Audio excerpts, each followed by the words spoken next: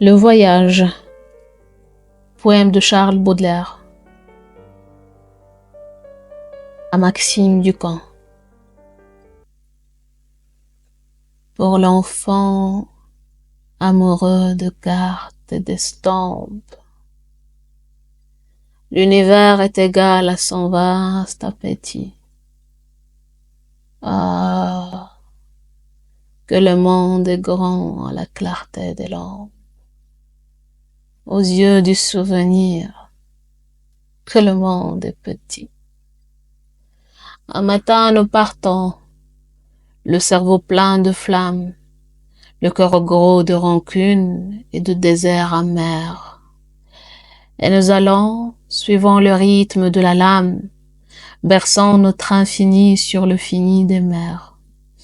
Les uns, joyeux de fuir une patrie infâme, d'autres, l'horreur de leur berceau, et quelques-uns, astrologues noyés dans les yeux d'une femme, la Circé tyrannique au dangereux parfum.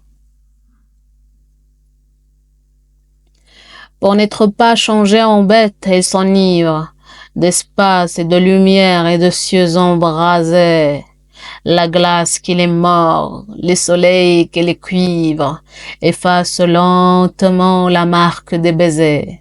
Mais les vrais voyageurs sont ceux-là seuls qui partent pour partir, cœur léger, semblable ballon, de leur fatalité jamais ils ne s'écartent. Et sans savoir pourquoi, disent toujours « Allons !» Ceux-là, dont les désirs ont la forme des nus et qui rêvent ainsi qu'un conscrit le canon de vastes voluptés, changeantes, inconnues, et dont l'esprit humain n'a jamais su le nom.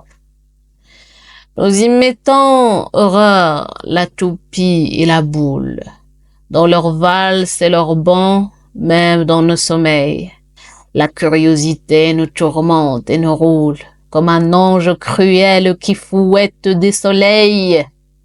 Singulière aux fortunes, où le but se déplace, et n'étant nulle part, peut-être n'importe où l'homme dont jamais l'espérance n'est lasse, pour trouver le repos, court toujours comme un fou.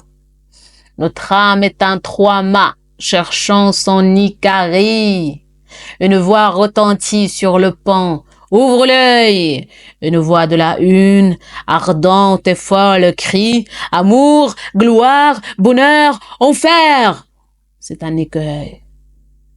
Chaque îlot signalé par l'homme de Vigie est un Eldorado promis par le destin. L'imagination qui dresse son orgie ne trouve aucun récif aux clartés du matin. Oh! Le pauvre amoureux des pays chimériques, faut-il le mettre au fer, le jeter à la mer, ce matelot ivrogne, inventeur d'Amérique, dont le mirage rend le gouffre au plus amer. Tel le vieux vagabond, piétinant dans la boue, rêve, le nez en l'air, de brillants paradis. Son œil ensorcelé découvre une capoue. Partout où la chandelle illumine un taudis. Étonnant voyageur, quelle noble histoire nous lisons dans vos yeux profonds comme les mers. Montrez-nous les écrins de vos riches mémoires, ces bijoux merveilleux faits d'astres et d'éther. Nous voulons voyager sans vapeur et sans voile. Faites, pour égayer l'ennui de nos prisons, passer sur nos esprits tendus comme une toile, vos souvenirs avec leur cadre d'horizon. Dites, qu'avez-vous vu?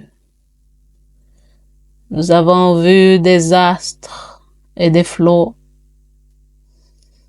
Nous avons vu des sables aussi, et malgré bien des chocs et d'imprévus désastres, nous nous sommes souvent ennuyés comme ici. La gloire du soleil sur la mer aux violettes, la gloire des cités dont le soleil couchant allumait dans nos cœurs une ardeur inquiète. de plonger dans un ciel aux reflets alléchants. Les plus riches cités, les plus beaux paysages, jamais ne contenaient l'attrait mystérieux de ce que le hasard fait avec les nuages, et toujours le désir nous rendait soucieux. La jouissance ajoute au désir de la force. Désir, vieil arbre à qui le plaisir sert d'engrais, cependant que grossit et durcit ton écorce, tes branches veulent voir le soleil de plus près. Grandiras-tu toujours au grand arbre au plus vivace que le cyprès? Pourtant nous avons, avec soin, cueilli quelques croquis pour votre album vorace. Frères qui trouvaient beau tout ce qui vient de loin, nous avons salué des idoles à trompe, des trônes constellés de joyeux lumineux, des palais ouvragés dont la féerique pompe serait pour vous banquiers un rêve ruineux, des costumes qui sont pour les yeux une ivresse, des femmes dont les dents et les ongles sont teints, et des jongleurs savants que le serpent caresse. Et puis encore, oh, cerveaux enfantins, pour ne pas oublier la chose capitale, nous avons vu partout, et sans l'avoir cherché, du haut jusqu'en bas de l'échelle fatale, le spectacle ennuyeux de l'immortel péché. La femme, esclave vile, orgueilleuse et stupide, sans rire s'adorant et s'aimant sans dégoût. L'homme, tyran gaulu, paillard, dur et cupide, esclave de l'esclave et ruisseau sans l'égout. Le bourreau qui jouit, le martyr qui sanglote, la fête qu'assaisonne et parfume le sang, le poison du pouvoir en énervant le despote, et le peuple amoureux du fouet abrutissant. Plusieurs religions semblables à la nôtre, tout escaladant le ciel, la sainteté comme on a lit de plumes, un délicat se vôtre, dont les clous et le crin cherchant la volupté, l'humanité bavarde, ivre de son génie, et folle maintenant comme elle était jadis, criant à Dieu dans sa furibonde agonie, « Oh mon semblable, oh mon maître, je te maudis !» Elle est moinceau ardemment de la démence, fuyant le grand troupeau parqué par le destin et se réfugiant dans l'opium immense. Tel est du globe entier l'éternel bulletin. Amer au savoir, celui qu'on tire du voyage, le monde, monotone et petit. Aujourd'hui, hier, demain, toujours on ne fait voir notre image. Une oasis d'horreur dans un désert d'ennui. Faut-il partir? Rester. Si tu peux rester, reste. Pars s'il le faut. L'un court et l'autre sous tapis pour tromper l'ennemi vigilant et funeste. Le temps.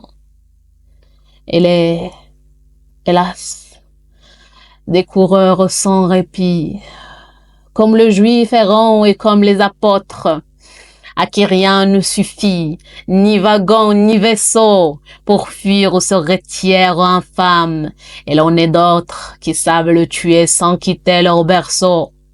Lorsqu'enfin il mettra le pied sur notre échine, nous pourrons espérer crier « En avant !» De même que trop fois nous partions pour la Chine, les yeux fixés au large et les cheveux au vent.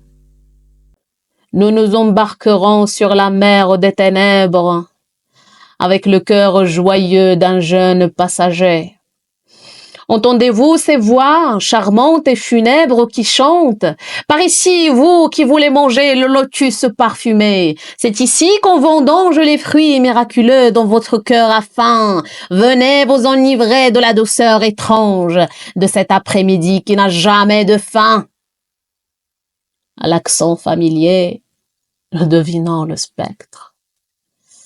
Nos Pylades là-bas tendent leurs bras vers nous pour rafraîchir ton cœur en nage vers ton électre. Dit celle dont jadis nous baisions les genoux. Ô mort, vieux capitaine, il est temps, devant l'ancre, se payer nos ennuis.